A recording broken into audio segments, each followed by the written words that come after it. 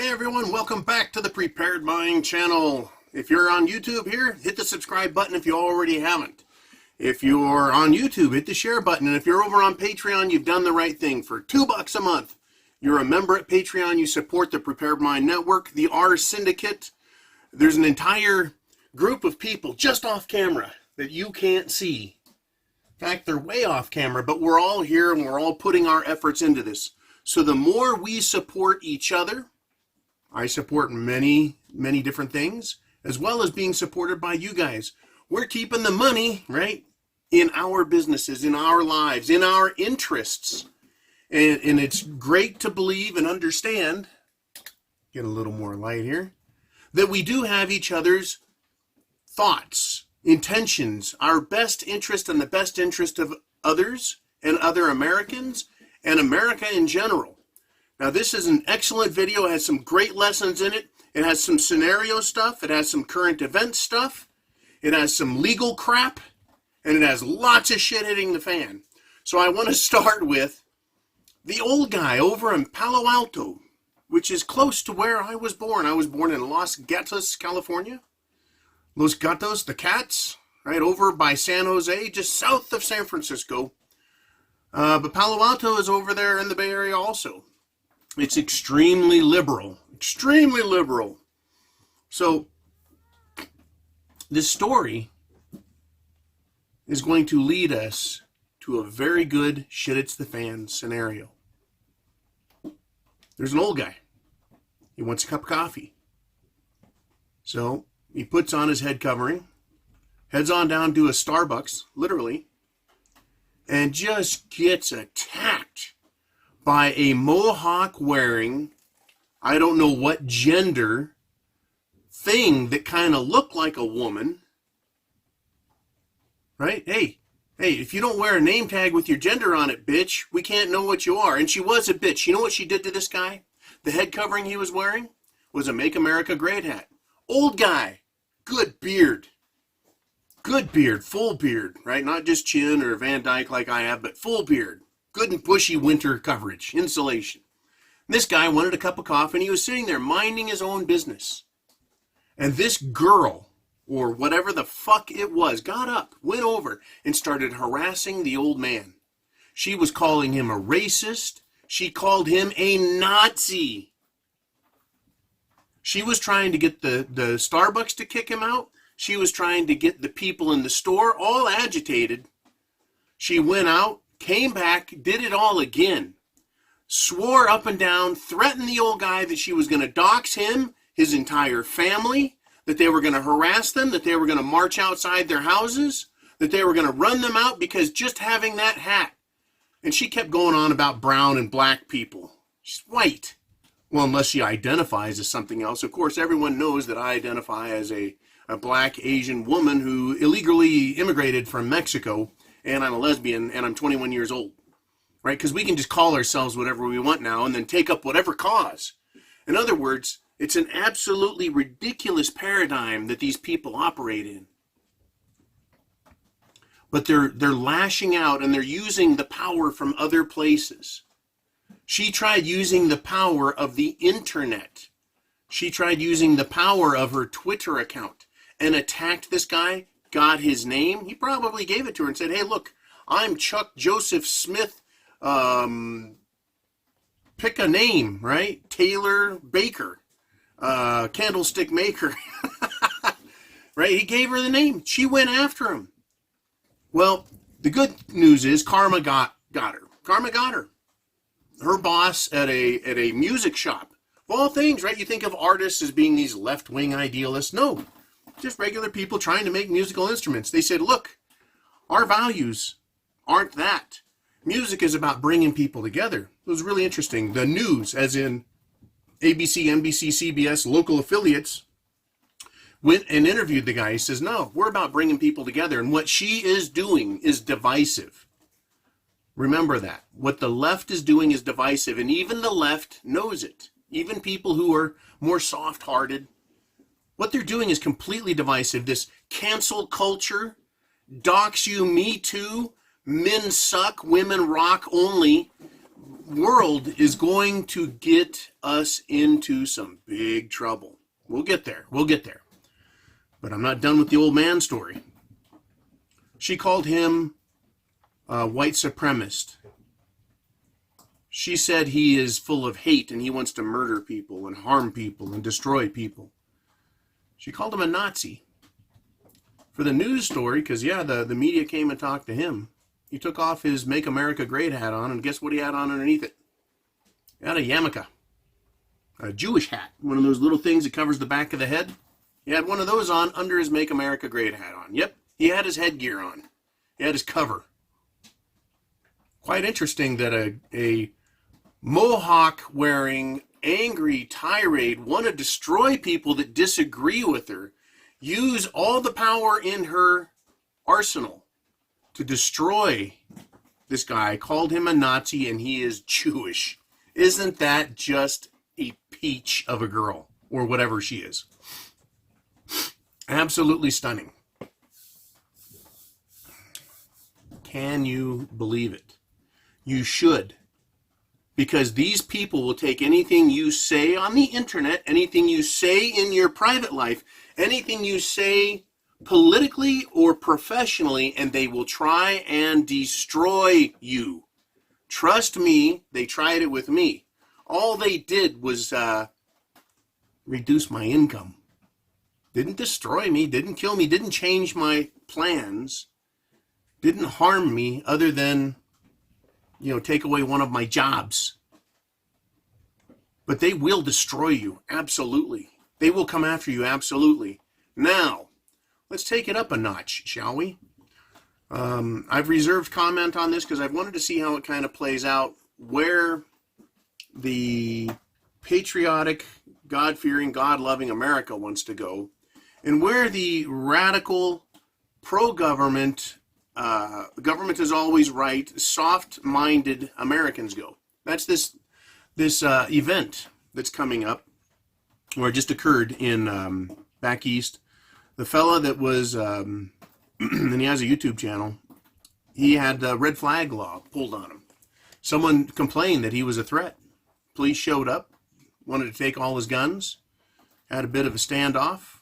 Search around the YouTube, internet if you want more information on it. Luckily, it didn't turn into a bloodbath, and it could have. Why? Because someone in his circle, someone who knew who he was, called the cops. Unlike using Twitter or some other social media to punish, they went all the way to the top of the power that they could get to, which was to complain that he was a threat, and that used militarized police force to go stop what they don't like about him. Right? One guy, old Jewish guy, conservative Jewish guy, wants a cup of coffee. That disgusting freak of a human, because she has no humanity. She could have said, look, I don't agree with your political perspective. I respect your thing. If you would like to discuss it, maybe we can debate, and maybe that'll make me feel better. Other than that, have a nice day. Peace unto you. Right? Shalom. No, she went off to attack him with everything she could back east, and it's happening in other places. The police are being used because the police will show up in an MRAP or some sort of armored vehicle, jump out wearing full body armor, full auto machine guns, and come beat down your fucking door because somebody else believes that you are a threat to them and their thinking. Remember, it's not about being a physical threat anymore. Just wearing a hat is what they call a psychological assault. That's right. It's a psychological assault on these people. That is how weak-minded they are. Right? You can trigger me, and you can trigger me intellectually and make me talk about something. Sometimes I'll go on a rant, right? Put on a good show, right? Show how serious I am about it. Other times, blow it off. But they don't get intellectually triggered. They get emotionally triggered. And what are emotional trigger results? Fear and anger. They become fearful, so they strike out with their anger, and then they reach for the biggest violence they can get, the police. Red flag laws are now everywhere, and they're ridiculous. Fortunately, I know the Sheriff's Department deputies, right? I have a concealed weapons permit through the Sheriff's Department. I'm not a threat to anybody. Everybody that knows me loves me, right? So there, neener. I'm not a threat, you're not a threat, but it's these radical weirdos that want to be triggered, that are emotionally triggered. We have that. That's step one. What are they doing in Virginia? They're trying to pass a law that is going to make any activity, presumably any activity that someone else believes is military training or militia training, is going to become a crime. So does that mean you can even shoot your gun? Could that be construed? If two people show up to shoot together, is that paramilitary / militia training? Is talking to your friends about potential partisan war, civil war, a coup d'etat, is just talking about things of a military nature and saying, I won't stand around for that. Ooh, you just came up with a military plan. You're going to retreat. That's a crime. How about, well, I'm going to bunker in. No, that's militia. That's paramilitary. That's a crime. Well, I tell you what, I'm going to get some food, some water. I'm going to make sure my house is I can board it up real good. I'm going to get some medicine and make sure I have some ammo. Wait a minute, is being a prepper military, especially if you have more than one person, because now you're a paramilitary force? If you have a prepper group, right? What is the interpretation? I mean, look at how law enforcement behaves now. They just need to have, well, probable cause, reasonable suspicion. Well, whose reason and what suspicion? Well, it's up to them to decide. So at any point they want, they can search you, your car, your house, because of reasonable suspicion. And if they become scared, they pull their gun out. And if you don't obey fast enough, you get shot. I mean, this is not the America we had when I was a kid. And they're taking it one step further. So I'm going to ask you, here comes the scenario, right? Or scenarios, as it were. What if you're sitting in your house and there is a loud banging on the door, or your door is busted in and someone comes slamming through the door, screaming and yelling, maybe throwing a flashbang grenade, maybe shoots your dog, maybe shoots your TV because it's too loud? What if you're on your couch and you try and get up, right? Because you think it's a burglar. You're being home invasion robbery. You don't know who they are. I could dress like a police. I could get all dressed up in camouflage and put on body armor and a helmet and all the goggles and all the I'm a badass shit, look at me, and go crashing through someone's door shouting, I'm a policeman, right? And making them, lay on the ground with their faces while I, rob them? I mean, anyone could come in and pretend to be the police. No one knows all black, camouflage, combination of stuff. It's going to happen. That part's going to happen. People pretending to be police doing home invasion robberies. You don't know, but they come in, you try and defend yourself because you don't know who they are, what they're doing, why they're even there. And that's the whole point of the red flag law. Is, or at least from our perspective, on the side of thinking rational Americans who believed we were free, is wait a minute, why is someone kicking my door in? Why is someone banging on the door and demanding I lay down, face down in the mud and the snow? Because someone else is having an emotional reaction? Are you fucking kidding me? Someone else's emotional reaction results in you being emotionally traumatized. And guess what? The police don't pay for your therapy, for your wife's therapy, for your kids' therapy over being traumatized. They're not going to pay for your medical bill. They're not going to pay for a new fucking door on your house. They're going to take all your guns and make you prove somehow that you're a good person to get them back.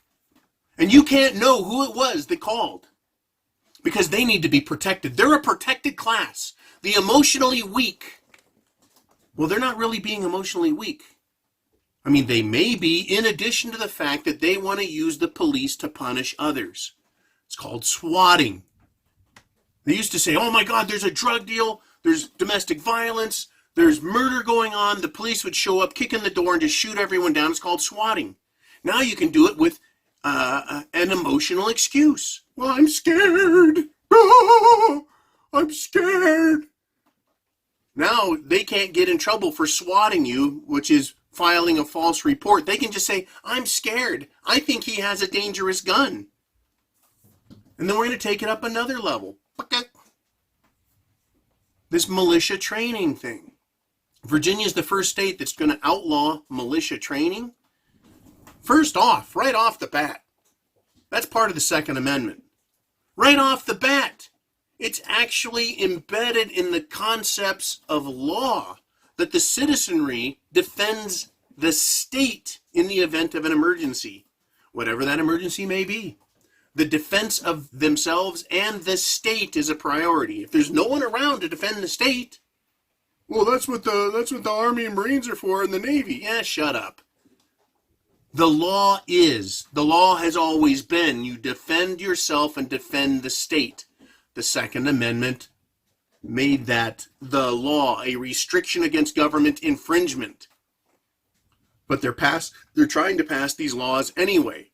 They're trying to sidestep using soft, mush-brained, retarded, emotional gibberish to justify taking away our guns. But what is going to happen? This is my question.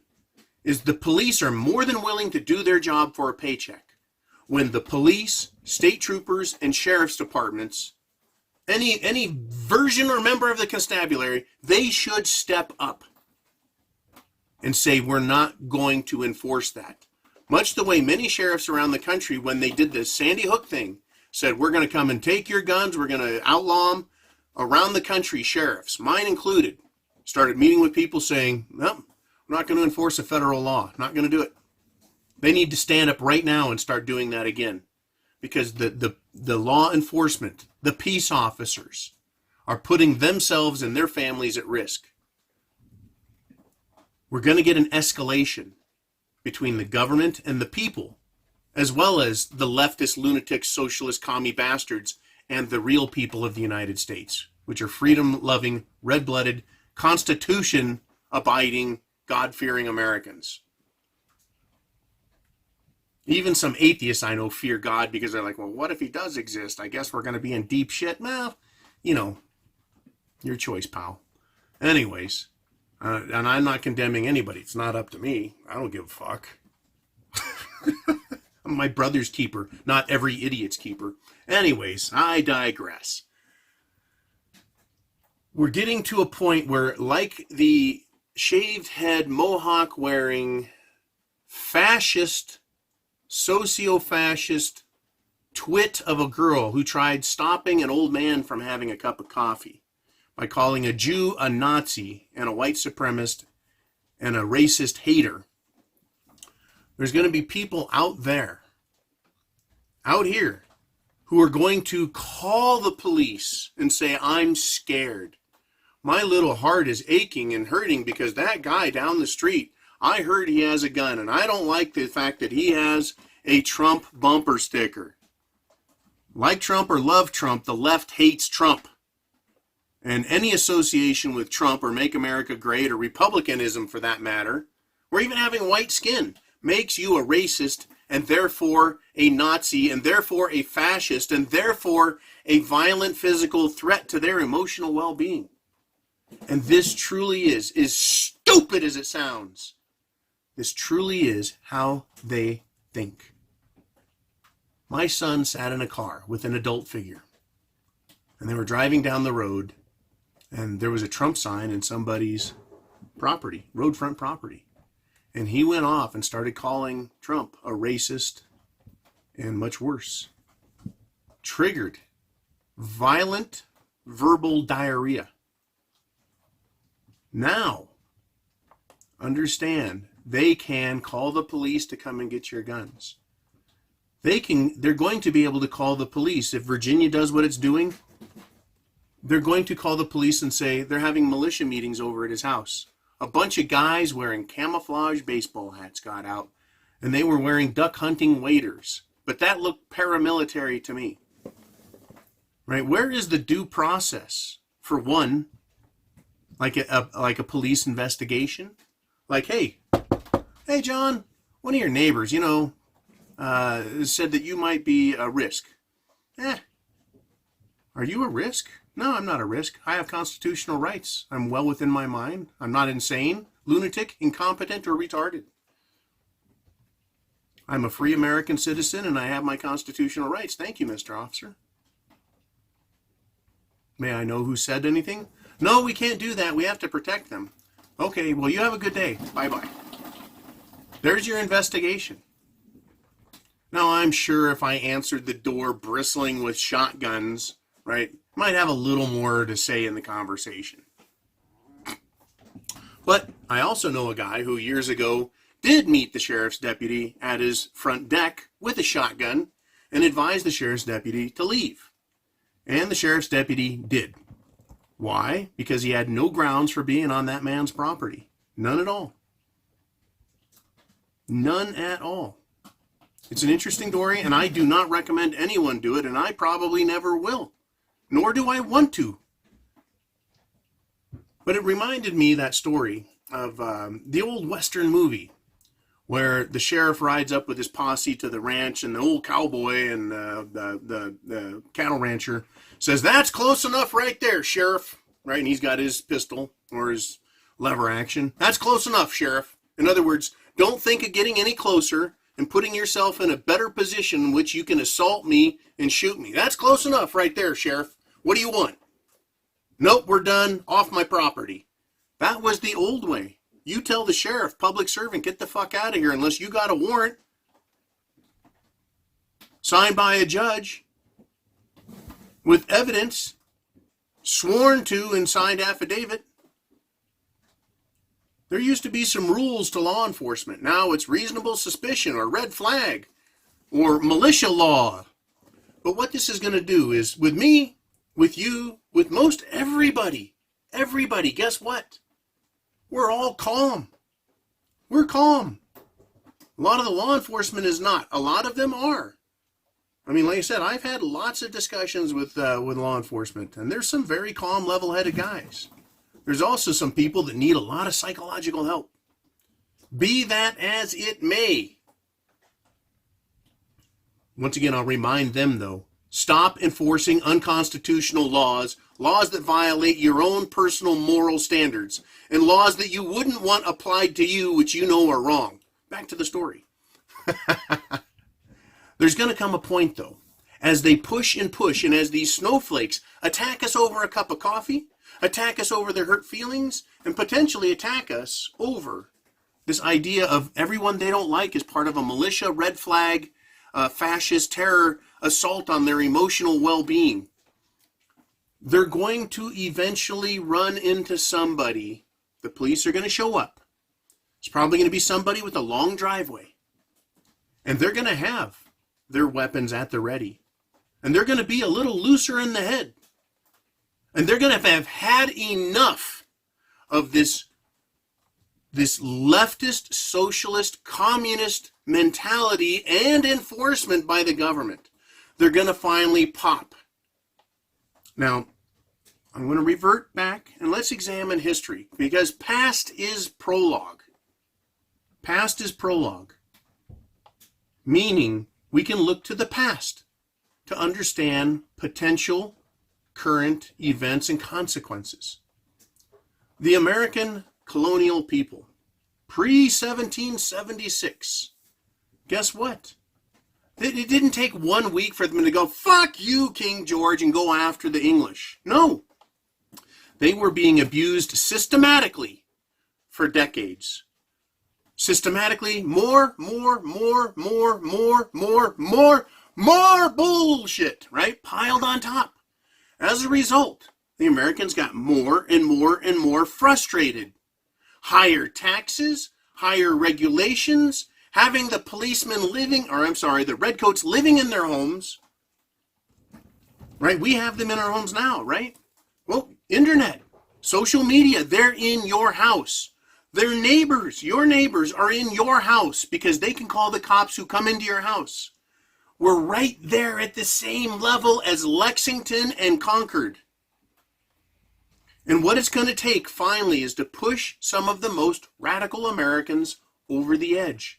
You think the good old boys at Lexington and the good old boys at Concord, you think they were fucking Puritans who went to church every Sunday and prayed until they passed out?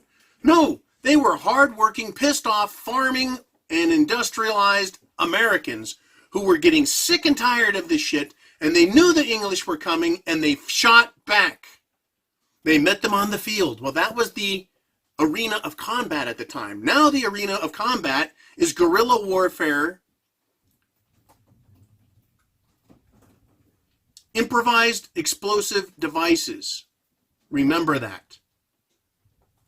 Ambushing, guerrilla attacks. And let's go with the Bush Doctrine, shall we? You're not on our side, you are on their side. If you're not with us on the Constitution, you're against us.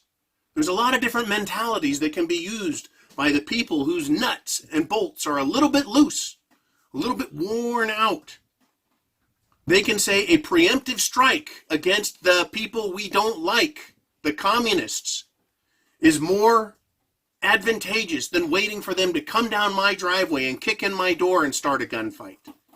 That is what potentially can happen because of the abuses of government, the ridiculous stupidity of politicians, and the weak mental state of these social communists who want to feel safe by making their government tyrannical. They don't understand that they themselves, these radical leftists, are going to become the enemy of the state if the state becomes a communist dictatorship. Because communists always go after anyone who's radical, left or right. They don't want themselves to be overthrown at some point. They want that juicy middle that is a cowardly middle that just cowers at everything and isn't right or left. That's who they want. And then they mold them and mold them and mold them over generations until they come to rely and love the state. Hello, China. Hello, China. But this is where we've got to go first. We've got to go through all of this shit. All of this shit, it's the fan. And it's going to get that bad because these people are abusing their power. The government itself, federal and state, they are abusing their authority and it abuses the people. And by passing laws that allow others to be snitches, just like in good old Nazi Germany. Do you like that, you bunch of leftist fucksticks? Just like Nazi Germany. See something, say something. Oh, I'm scared. And so they snitch. They become government informants. They don't even have to get paid because they've been told to be scared. You see the risk? You see the threat? Do you see the danger? And once again, let's go back to Loose Bolts American, who's just finally had too much of this shit. He's had enough of that Republicans are bad, or that his skin color is the wrong one, or that his religion is the wrong one, or that his belief system is the wrong one, or that the fact that he chews tobacco, has a straw stuck in his mouth, wears a frickin' hat that says, I love duck hunting, right? It don't matter, right? Whatever it is, he's finally going to have enough, and they're going to snap. Is that what the government wants? Is that what police departments and sheriff's departments want? And I want police departments and sheriff's departments to ask the question, are we willing to go to war and risk everyone's lives because someone down the street is scared, right? Is scared. I'm not scared at all. I'm not afraid of the police. I'm not even afraid of dying. Go ahead, kill me. I'm not afraid of leftists and communists, but I'm not ready to die. But I'm not afraid. These people are afraid. When your spirit and your soul isn't whole, you're afraid. You're afraid. I'm not afraid. They're afraid. And that's why they're doing what they do. They are afraid. The government is afraid because they know they are breaking the law, the real law, natural law, common law, God's law. They're afraid that their abuse is going to get them in trouble. So they do what? They heap more abuse. This is standard fare in any abusive relationship, by the way, that the abuser knows they're wrong And in order to keep themselves protected and in power, in charge, they abuse more. They abuse more. They hit their wives, hit their children, hit their husbands. Oh, yeah. There's abusive women out there that beat the fuck out of their kids and their husbands. And they keep doing it in order to maintain that control until someone leaves, until someone finally does something about it. We're going to get abused until someone finally does something about it. Way back in the early 90s, we had Waco. We had Ruby Ridge. Those two events, abused by the government, were being, at that time, this is over 25 years ago, at that time, that was called the New Lexington and Concord. The Patriot movement was taking off. The militias were taking off because they said, look, we see what's coming. Clinton was coming right out the gate, full on. That's right. Hillary was after everybody. And they almost got it. They almost got what they wanted and what they were asking for. What happened to those people at Waco was a fucking travesty. And I don't want to see it happen again. I don't want to see America go down that road. But I'm not the one screaming at people on the street and saying, get out of my coffee shop, I don't like your politics. I'm not the one saying, I'm going to send the police to your house because I don't like the board games you have in your den and I don't approve of what you do in your bedroom. I'm not the one who's passing laws saying, I don't like left-wing communist politics, and we now have a law that says to have any meeting or discuss anything communist or socialist makes you a felon and the police can come and arrest you. Right? Essentially, that's what they're doing to us. We don't like the way you think in your politics. We don't like the fact that you have guns because we feel unsafe and threatened. We don't like the fact that you could form a militia. So we don't even want you talking about it or training. That's what they're doing to us. And us, meaning this large group, not of radical wackos, but this large group of freedom-loving Americans. Love in our hearts, patience. But I want to end this video on this little bit of discussion. This law they're prescribing in Virginia is so egregious, so anti-Second Amendment, so anti-First Amendment, so anti-Declaration of Independence, which is a legal document. It is a legal document. Not to mention the Magna Carta. That law they're passing is so draconian, literally draconian. That law they're passing is so draconian that they should be able to get a summary judgment dismissal of the law, something, certainly a stay of execution or a stay of some sort of stay. In other words, they can't enforce the law until it's been tried. And I hope it does get stayed and then goes to the Supreme Court and gets hammered on. And then the law gets burned to the ground and then the ashes pissed on and scattered to the four winds because it is that egregious. I believe that's what's going to happen to it. Let them try. Because guess what? You and I can't do anything about it. Go ahead and vote. That's not stopping these fucking quacks. The only thing we can do is get prepared. Food, water, shelter, clothing, medicine, means of self-defense. Get prepared. That's all you can do. And then let this game play out. Let the chips fall where they may and let them roll the dice because they're the ones gambling. And if they're going to play that game, don't you think that you need to be prepared? Chance favors the prepared mind, huh? Is yours? Semper Fi, always faithful, Godspeed, and God bless America and our Constitution and the Declaration of Independence. And if you don't remember the Declaration of Independence, go read it. By today's standards, it's a radical document because it proclaims the people to be the authority of the country, not corporations, banks, or even the government. You guys be cool. I'll talk to you soon.